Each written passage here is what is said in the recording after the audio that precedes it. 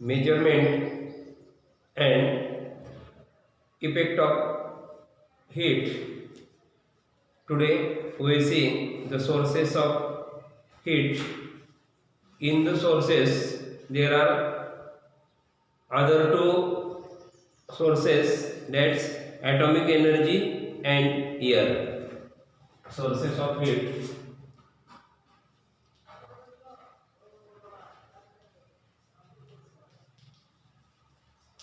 atomic energy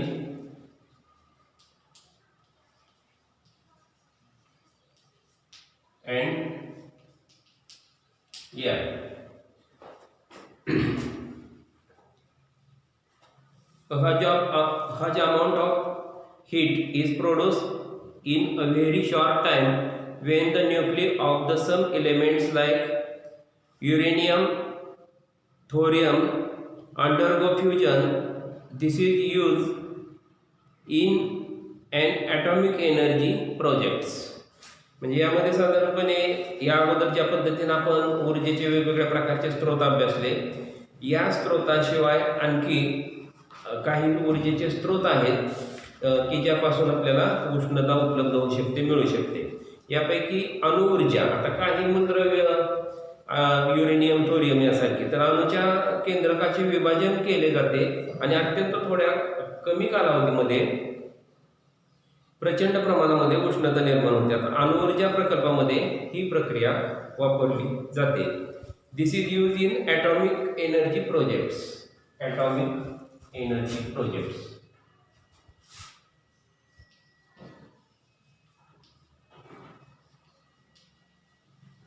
atomic energy projects.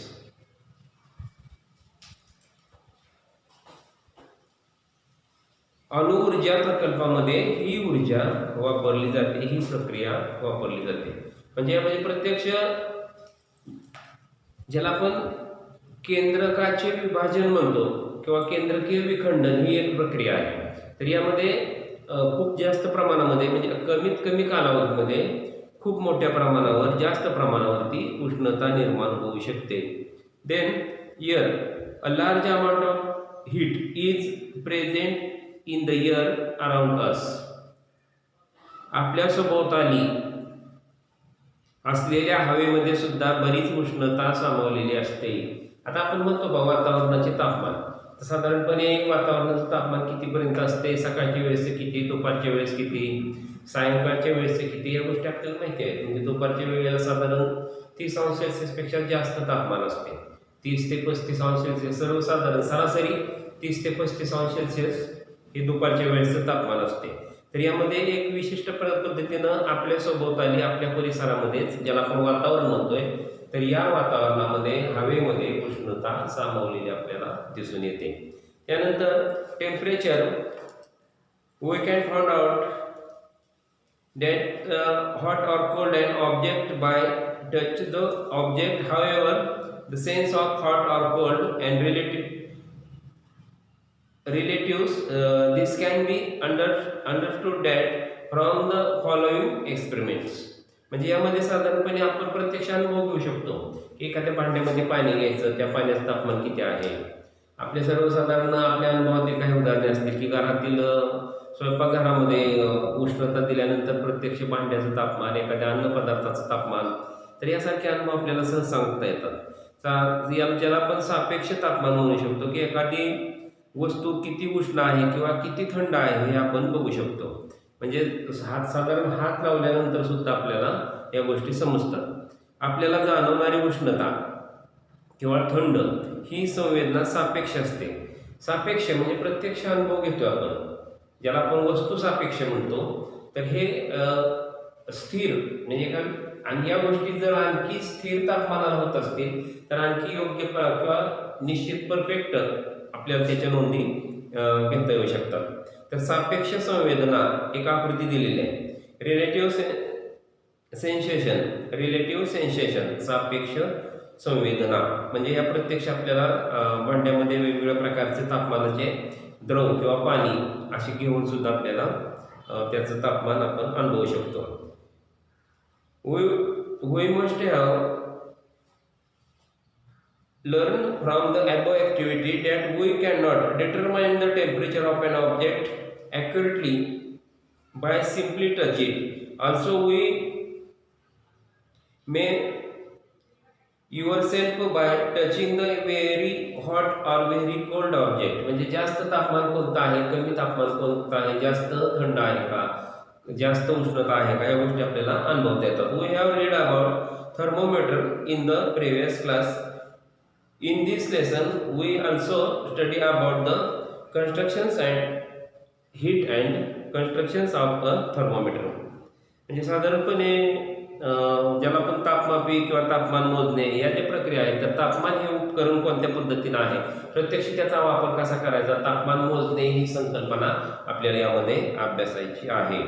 तर साधारणपणे तापमापी प्रत्यक्ष तापमापी आपल्याला म्हणजे प्रत्यक्ष आपण उष्णतेचं मापन त्याच्या सहाय्याने करू शकतो.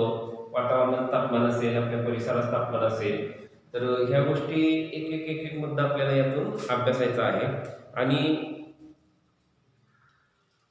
सापेक्ष संवेदना इथं आकृतीचं निरीक्षण करायचं आहे. रिलेटिव्ह सेन्सेशन वेसल ABC याप्रमाणे नावे दिलेली आहे. तर या आकृतीचं निरीक्षण करायचे आणि यानंतर आणखी या उष्णतेच्या संदर्भामध्ये ज्यातून आपल्याला मेजरमेंट आणि परिणाम म्हणजे मोजमाप आणि प्रत्यक्ष त्याचं मापन आणि होणारे परिणाम यामध्ये अभ्यासायचे आहेत. यानंतर आपल्याला हीट अँड टेम्परेचर.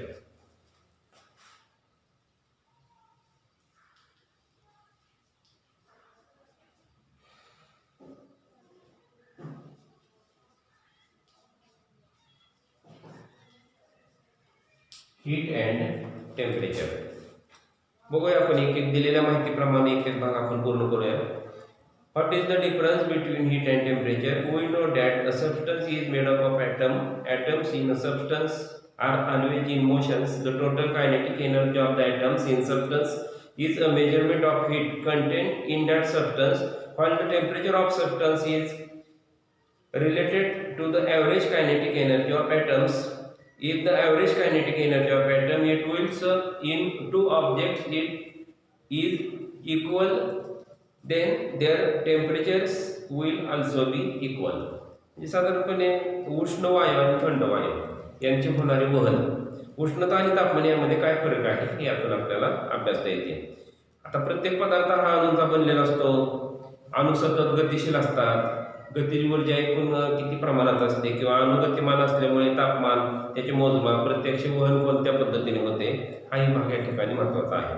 कारण तापमान हे अणूच्या सरासरी गतिज ऊर्जेवर अवलंबून असते. आपण म्हणतो पहा, एक साधं आणि सोपं उदाहरण आहे की एखाद्या लहानशा तारेला आपण उष्णता दिली. समजा एक तारेचा तुकडा घेऊन आपण हातामध्ये धरायचा आहे आणि तारेच्या दुसऱ्या टोकाला आपल्याला उष्णता द्यायची. आता तारेच्या दुसऱ्या टोकाला उष्णता दिल्यानंतर तारेचे जे टोक आपल्या हातामध्ये आहे त्यामध्ये सुद्धा आपल्याला हाताला उष्णता जाणवते. याचाच अर्थ काय होतो की त्या तारेतून उष्णतेची वहन होते.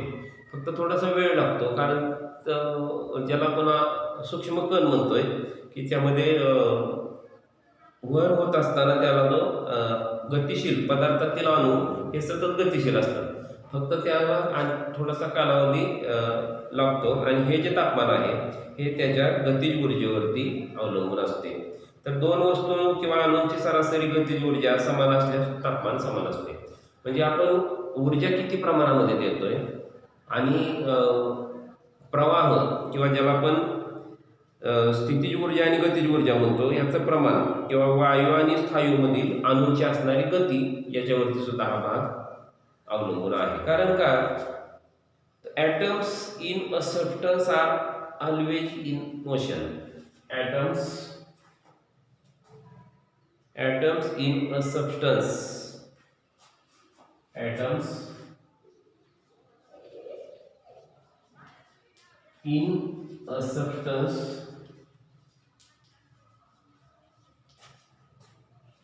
are always in motion. Atoms in a substance, पहा वाक्यरचना कशी आहे ती. atoms in a substance are always in motion. आणि यामुळेच काय होतं मग की उष्णता आणि तापमान यामधला जो फरक आहे तो आपल्याला या ठिकाणी अभ्यासायचा आहे. म्हणजे दोन वस्तूतील सरासरी गतिज ऊर्जा त्याचं प्रमाण या ठिकाणी महत्त्वाचं आहे. या ठिकाणी एक आकृती आहे, motion of atoms in gas and solid state. Hot gas, cooler gas, atoms in solid state.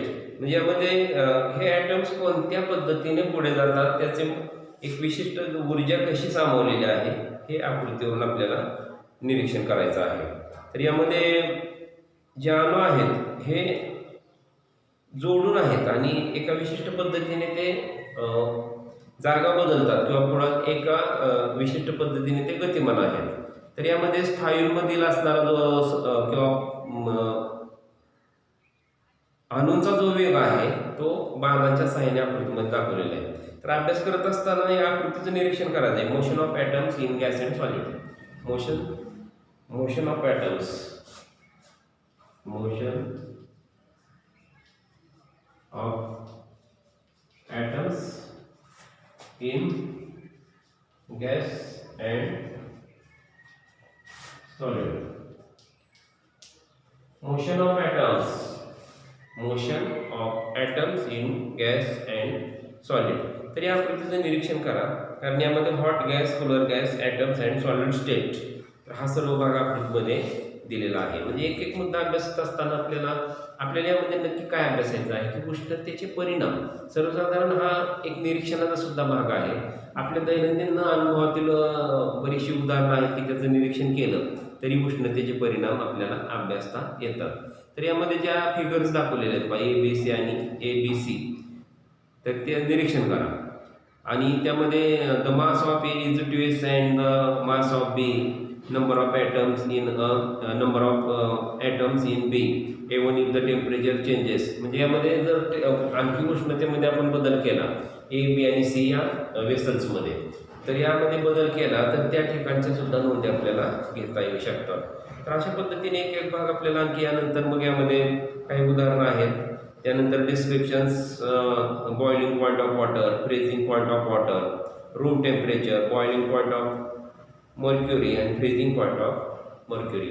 म्हणजे आता यामध्ये पाण्याचा उत्कलन बिंदू म्हणजे काय, पाण्याचा गोठण बिंदू म्हणजे काय, कक्ष तापमान म्हणजे काय ज्याला आपण रूम टेम्परेचर म्हणतो, त्यानंतर पाऱ्याचा उत्कलन बिंदू आणि पाऱ्याचा गोठण बिंदू.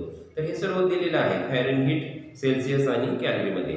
फॅरेनहीट आता ही एकक आहेत ज्याला आपण SI युनिट म्हणतो. सर्व आंतरराष्ट्रीय मान्यता प्राप्त एकके आहेत ही. आणि हा भाग अभ्यासत असताना इथं काही तक्ते आहेत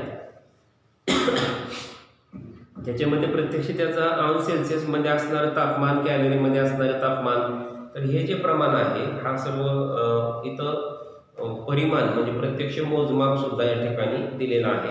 तोही भाग काळजीपूर्वक वाचन करायचा आहे. त्यानंतर आपल्याला थर्मोमीटरची रचना व कार्यपद्धती अभ्यासायची आहे. तर प्रथम थर्मोमीटर अभ्यासत असताना आपण प्रथमतः आकृतीचं निरीक्षण करूया. थर्मोमीटर.